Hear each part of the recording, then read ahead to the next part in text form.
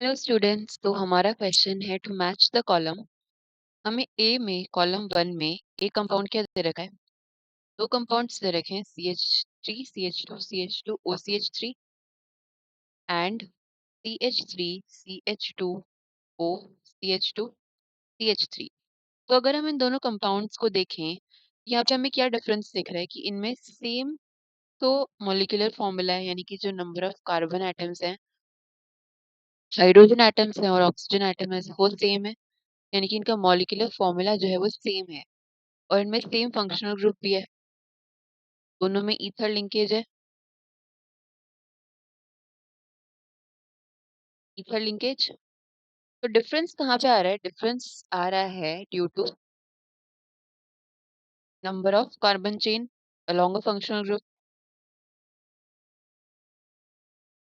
तो अगर हम फर्स्ट कंपाउंड में देखें तो यहाँ हमें क्या दिख रहा है कि 3 कार्बन की चेन है लेफ्ट साइड पे और नीचे वाले कंपाउंड में 2 कार्बन की चेन है लेफ्ट साइड पे, यानी कि डिफरेंस आ रहा है कार्बन चेन का अलोंग अ फंक्शनल ग्रुप।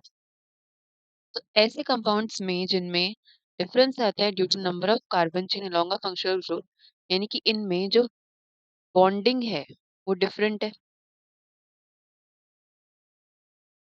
ऐसे कंपाउंड्स जिनका मॉलिक्यूलर फॉर्मूला सेम हो लेकिन बॉन्डिंग डिफरेंट हो तो उनको हम बोलते हैं कॉन्स्टिट्यूशनल आइसोमर्स। कॉन्स्टिट्यूशनल में ये कौन सी कैटेगरी में आते हैं? क्योंकि इनमें डिफरेंस आ रहा है due to number of carbon atoms, तो इनका नाम स्पेशल नाम हो जाता है मेटामर्स। यानी कि ये क्या शो करते हैं? मेटामेरिज्म।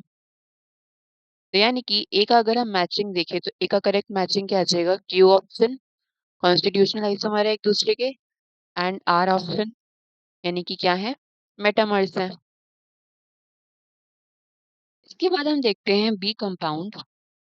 तो बी कंपाउंड में क्या दे रखा है कि हमारे पास एक तरफ है CH2OH बेंजीन के साथ और दूसरा है CH3 और ऑर्थो पे OH।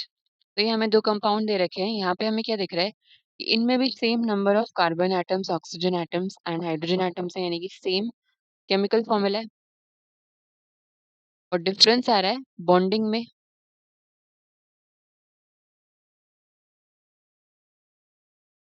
क्योंकि बॉन्डिंग में डिफरेंस कैसे है? ये जो CH2 हमारा था उसके साथ पहले ऑक्सीजन लगा था और दूसरे कंपाउंड में क्या हो गया है, जो ऑक्सीजन है वो बेंजीन के साथ लग गया है, तो डिफरेंट बॉन्डिंग हो गई है।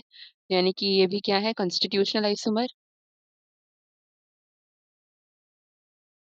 अगर हम देखें फर्स्ट में हमारे पास जो फंक्शनल ग्रुप है वो है अल्कोहल और सेकंड में जो फंक्शनल ग्रुप है इसको हम बोलते हैं फिनॉल, जब बेंजीन के साथ लगा हो।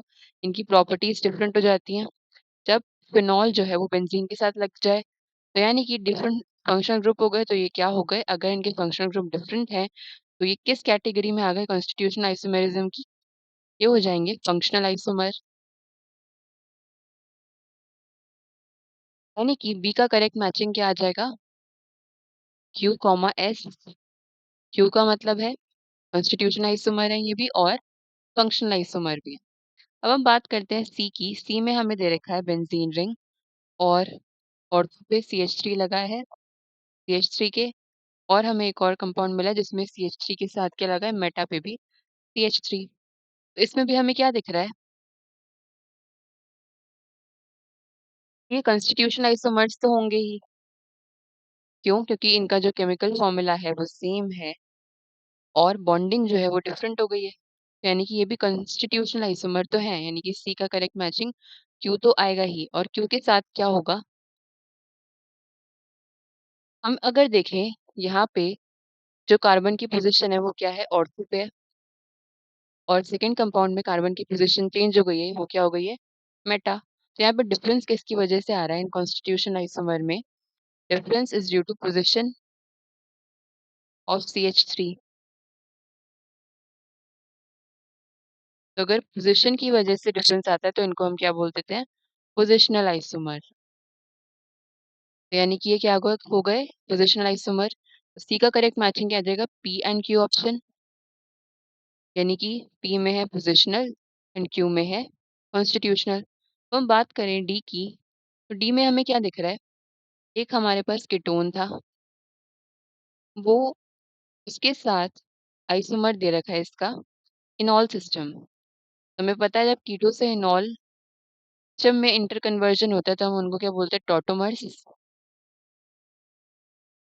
तो ऐसा आइसोमेरिज्म जहाँ पे जो कीटो फॉर्म है वो चेंज हो जाए इनॉल में। इनॉल का मतलब है अल्कीन प्लस अल्कोहल। तो यहाँ पे ये फंक्शनल आइसोमेरिज्म, क्योंकि फंक्शनल ग्रुप चेंज है तो फंक्शनल आइसोमेरिज्म का ही सब पार्ट है टॉटोमेरिज्म। तो यानी कि जो डी ऑप्शन है वो क्या शो कर रहे हैं, टॉटोमेरिज्म।